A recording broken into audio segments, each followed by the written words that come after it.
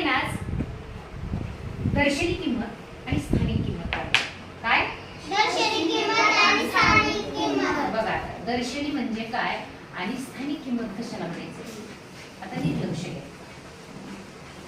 स्थानिक किंमत पहिली आपण त्याच्या स्थानावर त्याची स्थानिक किंमत ठरवल्या जाते. आता मी एक संख्या देते बघा. संख्या वाचायची सगळ्यांनीच. मोठे वाचा. बघा एक दशक शतक. आपण त्याचं विस्तारित रूप पाहिलं. त्याची स्थानिक किंमत पण पाहिली. आधी परत एकदा 2 ची स्थानिक किंमत 2, 3 ची स्थानिक किंमत 30. बरोबर आहे. 3 दशक 30 आणि 5 ची स्थानिक किंमत 500. का बरं? त्याचं स्थान आहे हे शतक. शतक आहे हे दशक आणि हे एकक. म्हणजे तुम्हाला हा घटक क्लिअर झाला. स्थानिक किंमत कळाली. आता दर्शनी किंमत त्याच्याहून सोपी आहे. कशी सोपी आहे बघा. आता तुम्हाला या उदाहरणामध्ये सांगितलं की 3 ची इथं अंडरलाईन दिलेलं असेल आणि सांगितलं असेल अधोरेखांकित केलेल्या अंकाची स्थानिक किंमत आणि दर्शनी किंमत सांग. बघा स्थानिक किंमत आणि दर्शनी किंमत. आता बघा कोणत्या अंकाची?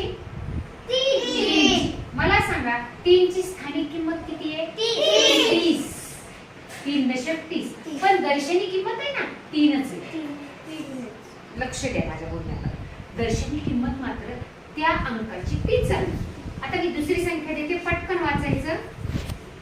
451. आता या अंकाची स्थानिक किंमत आणि दर्शनी किंमत सांगायची. याची झाली 400 स्थानिक किंमत. बरोबर आहे. आणि 4 लक्षात घ्या.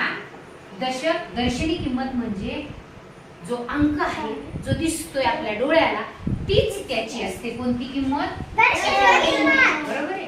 आणि याची झाली स्थानिक किंमत म्हणजे तो कितव्या स्थानी आहे? एकक स्थानी आहे की दशक स्थानी आहे का शतक स्थानी?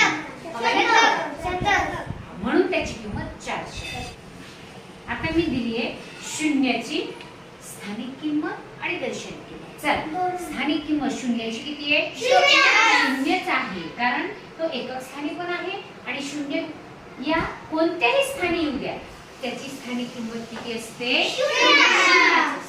आता दर्शनी किंमत किती आहे बरं? आता आणखी एक संख्या देते मी. चला वाचा बरं. 808. 8 ची स्थानिक किंमत 8. शून्याची स्थानिक किंमत 8 ची स्थानिक किंमत 800. शतक आहे ते शतक. आता बघा इथं जर मी तुम्हाला दिली 8 ची स्थानिक किंमत 8च आहे. दर्शनी किंमत 8च आहे. आता जर दिली इथे शून्याची अंकाची स्थानिक किंमत आणि दर्शनी किंमत सांगा मला. इथे लक्ष द्या. शून्याची स्थानिक किंमत 0, दर्शनी किंमत 0. या दिलेल्या संख्येमध्ये कुठेही आला तर त्याची स्थानिक किंमत किती असते? 0. इथं बघायचं. आणि दर्शनी किंमत तर जी दिसेल तीच द्यायची. 0 कुठे येईल त्याची स्थानिक किंमत पण 0. आणि आणखी एक लक्षात घ्या. मी सांगितलं यापूर्वी या 2 ची स्थानिक किंमत बघायची. 1 ची 0 ची 8 ची 8 म्हणजे एकक स्थानच्या अंकाची स्थानिक किंमत तीच असते.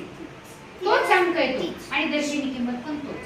लक्षात आले. स्थानिक किंमत म्हणजे त्याच्या स्थानानुसार ठरते.